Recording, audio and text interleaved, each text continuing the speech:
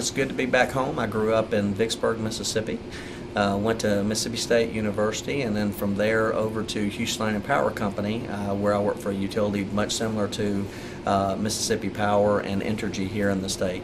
Subsequently went over to Allegheny Energy in Pennsylvania, and then now I've joined MISO as head of government and regulatory affairs. And then MISO is? MISO is the first ever independent system operator in the country, regional transmission organization, and our job is to manage the transmission and generation for the utilities in the Midwest right now, and hopefully Entergy in the future, to where we can ensure reliability and bring the lowest cost to consumers. We're actually a not-for-profit, and our whole job is to bring lower cost to consumers. And then how did utilities function without MISO prior to this arrangement? Great question. Currently what happens is they look at their current portfolio of generation assets, and they figure out how to maximize that, both for obviously their customers and their shareholders, as they distribute power through the region. I mean, we all have an emphasis on keeping reliable power. What this is going to do is allow a larger region as opposed to just the region they serve. And it will take into account all generation, all demand response, all renewables, etc. in the whole region to make sure we're providing reliable power and least cost to customers. Okay. And then can you talk about your region and then also maybe talk about Entergy and their role now? Be more than happy to. Currently we serve states through the Midwest. We're based out of Carmel, Indiana. We also are the reliability coordinator from Manitoba, Canada. So we're also involved in the Canadian province. We've been doing that since 2000, and actually starting in 2000. We've been running what we call our market to dispatch the cheapest cost power to customers since about 2005.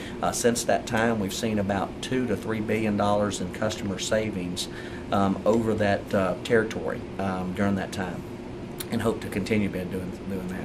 Entergy has actually looked at the same situation and decided that it would be good for them to do the same, see if we could bring those same savings, those billions of dollars, down to the South. And so we will, what our proposal is, Entergy would like to join, and what join means is they would be turning functional control, not ownership, of their transmission and their generation over to us, so we could see if there's a better way for us to deliver reliable power and cheaper prices to customers. And that should benefit everybody, businesses, customers, and the state of Mississippi as a whole. Turning over management, not ownership, can you maybe go into that a little more? Yeah, all that does is they say that we're going to let you dispatch our generation and manage our transmission so that it is the most reliable power and that it is the cheapest. And what that means is, for example, is that right now, as you were asking, Entergy is just handling their generation, trying to serve their load. We're looking at it from how can we take this broad region plus the region in the Midwest, because electricity flows, and how can we get the cheapest price to customers, and that'll be the biggest difference. We were talking about just how weather has affected Entergy, the weather, right. the soaring temperatures, the hurricanes. Do you want to talk more about that? Yeah, let me give you an example that just happened in the Midwest. Our whole region was just burning up. And in we actually had people scheduled to make sure that if there needed demand response or if we needed reduction in loads. And we had a storm blow in through Montana, North Dakota, South Dakota, and as a result of that, we were able to take the emergencies off because we have a broader region. If we had just been in the state of Indiana, we would not have had that opportunity, much like if you were just in the state of Mississippi. As the region gets broader and we run from what I would say would be the Gulf all the way to the Canadian line, then what happens is, let's say there's a hurricane that comes up on the coast, and let's say some of those oil platforms are knocked out or whatever may happen. If there does tend to be a rise in prices, we hopefully can offset that from the north, because normally when it's hot in the south, it's cooler in the north, and when it's cold in the north, it's cooler and it's warmer in the south. And so we should be able to take that weather diversity and continue to deliver cheaper prices for customers, both in our current region as well as in Entergy's region. And Entergy is the first proposed Mississippi company that wants to come on board? That's correct. That's correct. can you maybe elaborate more on why they wanted to come on board? And then, are there any other Mississippi companies that you're talking to? Well, we have. This will not only affect Entergy; it will affect those other companies that are in the Entergy area, because there's some co-ops and munis. There's also some companies who are up against them, for example, that butt up against them, which is like SMEPA, Southern Mississippi Electric Power Association, I think, or organization. And we're working with them as well, because we want to make sure that everybody benefits and no one's harmed. Entergy was the first one. They've actually been looking to join a regional transmission organization for about 10 years. But as of recently, what they were waiting to do was actually have one that had what they call a day 2 market. Let me briefly explain what that means. All that means is we're trying to dispatch the generation in a way that is the most cost effective for customers. We got ours in 2005. They've seen now that it's proven, and as a result of that, they believe their customers will benefit from us being able to dispatch across the region for all the reasons we talked about: fuel diversity, for weather, but then more importantly, we don't know what our national energy policy is going to be. We don't know what's going to happen with the Environmental Protection Agency, and this is almost an insurance policy to make sure that we keep prices down as far as we can for now and also in the future. Mm-hmm. Something this significant can't come without pushback and just different opposition, probably. Anything you want to say there, and just how you deal with that? I think anytime there's change, there is education. That's one of the reasons that I'm here in Mississippi today, is help start that process of education. And that's going to happen with other members who have, Entergy's probably studied it more than some. And so we're actually on a proactive effort reaching out to each of the impacted parties so that they can ask us questions and we can work them through and train them on these systems. We had the same problem, though, with companies in the Midwest. And they're volunteer organizations, so companies can come and go, right?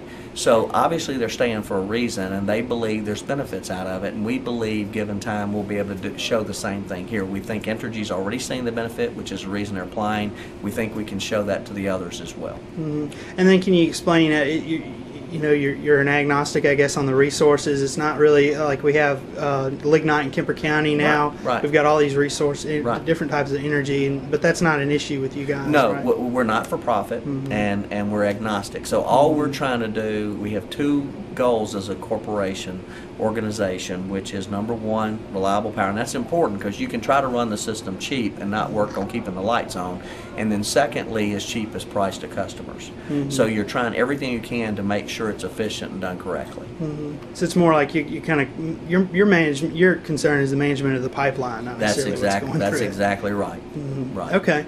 Any comment on lignite or any?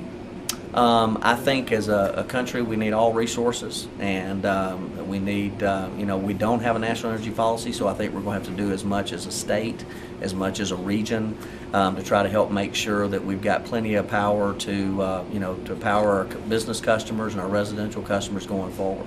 Mm-hmm. Can't do wind here in Mississippi, but I mean, obviously we've got, like I said, lignite, other resources. Absolutely. Anything else you want to add on that, or just? No, I think the key is that we're going to need all resources going forward, and regardless of, and the good thing is you may have lignite in Mississippi, you may have gas in Louisiana, mm-hmm. and the good news we can do is we just want to dispatch whichever one's cheaper to help out the business customers in the state of Mississippi as well as the residential customers. Mm-hmm. Okay. And then just kind of where do you go from here? What are the next few weeks going to be like? Appreciate you asking. Right now we're in an educational process. Each of the jurisdictions, there's 5 jurisdictions: Texas, Arkansas, Louisiana, Mississippi, and the city of New Orleans, as well as the federal government, Federal Energy Regulatory Commission. They go last. And there will be what they call change of control filings made that will allow us that opportunity to manage the transmission and to manage the generation dispatch to the benefit of customers. Those will take place sometime over the course of the next 6 to 9 months, and then we hope to have the integration approved and that we can show the benefits, that we can actually get this implemented the first part of January 2014. So by the end of 2013 we need to be ready to hit the switch. It seems like maybe the landscape will change a lot in energy between now and then. Just with gas prices are going up, natural gas is kind of in and out of the news. Any comment there? Yeah, I think energy policies, because we don't have a federal energy policy, and in my own personal view, don't think we're going to have one anytime soon. I think that's even going to make the importance of this organization even better, because I think no matter where it goes, our job's going to be whatever we're left with to deliver the lowest cost customers, both business and residential, as well as keeping on the lights.